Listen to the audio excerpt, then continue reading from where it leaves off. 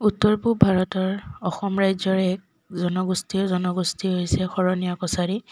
এই সম্প্ৰদায়ৰ লোকসকল কামৰূপ মেট্ৰ', কামৰূপ গ্ৰাম্য, নলবাৰী, বাক্সা, ওদালগুৰি, দৰং, বৰপেটা, ধেমাজি আৰু বঙাইগাঁও জিলাত বেছিকৈ পোৱা যায়।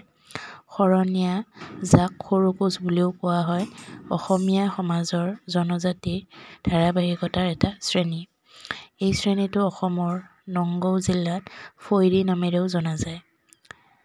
এই শ্ৰেণীত পণ্ডিতসকলে 19 শতিকাৰ শেষৰ ফালে পূৰ্বৰ নলবাৰী জিলাৰ বৰমা অঞ্চলত সংঘটিত হোৱা এটা প্ৰক্ৰিয়াত দৃষ্টান্ত চিনাক্ত কৰিছে, য'ত বড়ো জনসংখ্যাৰ এটা অংশ অসমীয়া সমাজত আত্মসাৎ কৰা হৈছিল। জনগোষ্ঠীটোৱে ব্যৱহাৰ কৰা উল্লেখযোগ্য উপাধিসমূহ হৈছে শৰণীয়া, দাস, ডেকা, চৌধুৰী, মেধি, হাজৰিকা ইত্যাদি।